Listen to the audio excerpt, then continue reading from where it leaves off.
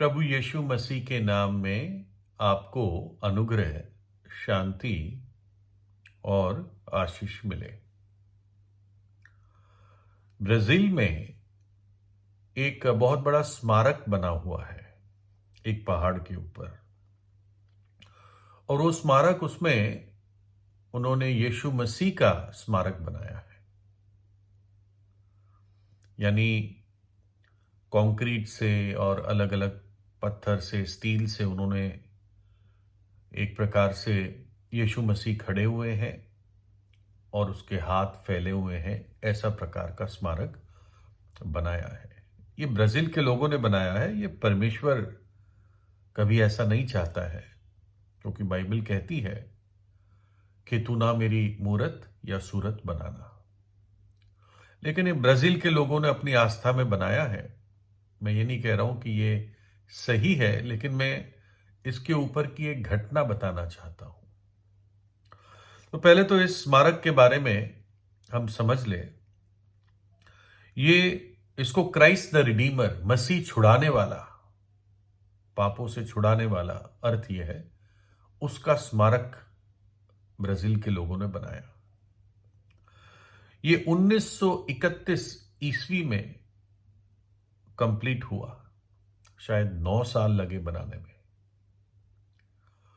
और ये 30 मीटर ऊंचा है स्मारक, या 98 फीट, लगभग 100 फुट समझ लो आप। 100 फुट ऊंचा स्मारक है। और जो हाथ फैलाए हुए हैं, अगर वो चौड़ाई मान ले तो वो चौड़ाई ही 92 फुट है।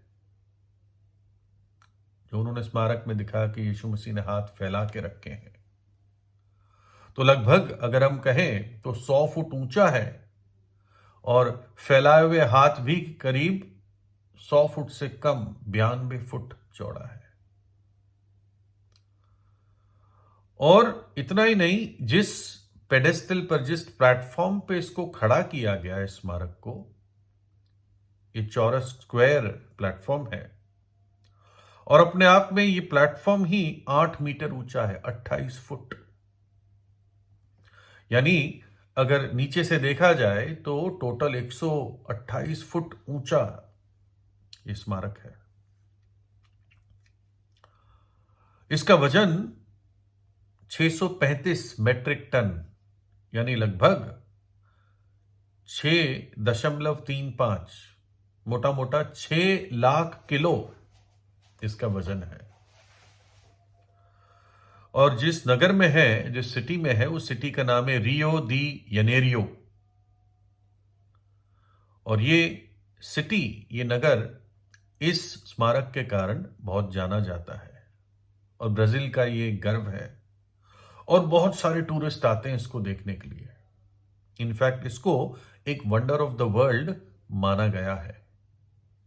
जैसे Taj Mahal wonder of the world है, दुनिया का एक अजूबा, इसको भी एक अजूबा माना जाता है। क्योंकि उस समय 1930 के आसपास इतना बड़ा स्मारक बनाना, वो भी एक पहाड़ के ऊपर। वो पहाड़, उस पहाड़ का नाम है कॉरकोवाडो। और जिस ऊंचाई, पहाड़ की चोटी पे बनाया गया ही है, ऊंचाई पर जो सबसे ऊंचा स्थान है, वो भी जमीन से 710 मीटर ऊंचा है। तो ये ब्राजील का एक टूरिस्ट स्पॉट है। लेकिन ऐसा नहीं है कि ब्राजील के लोग प्रभु यीशु मसीह की बातों को मानते हैं। मैं अंदाजे से कह सकता हूं कि 98% ब्राजील के लोग प्रभु यीशु की आज्ञाओं को नहीं मानते, और एक धर्म के रूप में वो चलते हैं।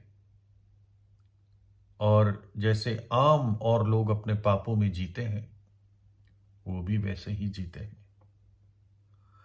उनको शायद एहसास नहीं है, ज्यादातर लोगों को वहां पर, कि प्रभु यीशु मसीह पाप की ताकत और पाप की सजा से छुड़ाने के लिए आया। वो कहते तो है मसीह जो छुड़ाने वाला, लेकिन व्यक्तिगत उनके जीवन में क्या उनको पाप की ताकत और पाप की सजा से छुड़ौती मिली, ये एक बड़ा प्रश्न है। और परमेश्वर तो कहता ही है कि तू मेरी ना कोई मूरत या सूरत बनाना। लेकिन अब जो घटना इसके साथ हुई वो मैं बताना जा रहा हूं। एक तो इसी हफ्ते के शुरुआत में और उससे पहले 2008 में, अभी 2023 चल रहा है, तो एक बार 2008 में और अभी इसी हफ्ते 2023 में इस स्मारक के ऊपर बिजली गिरी। 2 बार इस प्रकार से हुआ है। और 2008 में जब बिजली गिरी थी तो जो थोड़ा सा डैमेज आया था स्मारक पर, वो सरकार ने उसको ठीक कर दिया था।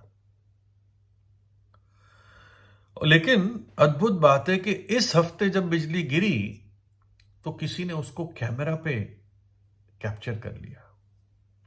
बिजली कितनी धीरे, मतलब कितनी थोड़े समय के लिए आती है, चमकती है, गायब हो जाती है, लेकिन किसी ने कैमरे पे उस तस्वीर को कैप्चर किया जब बिजली इस स्मारक पर गिर रही थी। और यहां पर एक बड़ा बाइबल का सत्य सामने आता है। परमेश्वर ने अपने पुत्र को इस जगत में भेजा। वो एक कुंवारी के जरिए पैदा हुआ।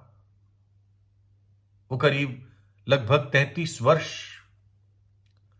इस पृथ्वी पर रहा और वो इस एक उद्देश्य से आया था कि हमारे पापों की सजा अपने ऊपर उठाए, मनुष्य जाति के पाप का दंड अपने ऊपर उठाए।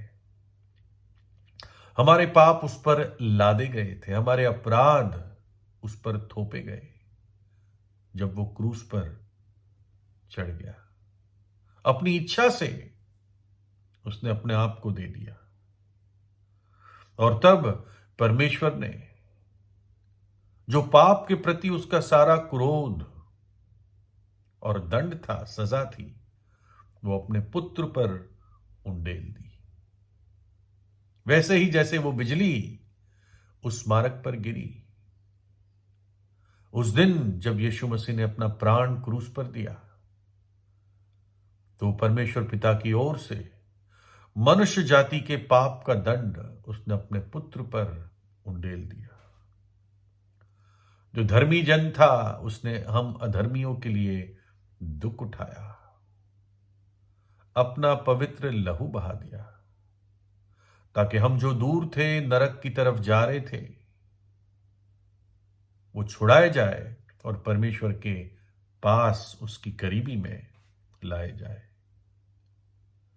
बाइबल बताती है कि सबसे बड़ा शुभ संदेश ये है कि यीशु मसीह ने पापियों के लिए अपनी जान दी। वो दफनाया गया और तीसरे दिन मृतकों में से जी उठा। जब प्रभु यीशु मसीह को क्रूस पर चढ़ाया गया तो सुबह 9 बजे उसको क्रूस पर चढ़ाया था। यह उनके कैलेंडर के अनुसार पहले महीने के 14वें दिन घटना हुई और 3 बजे दोपहर तक प्रभु क्रूस पर था। 6 घंटे।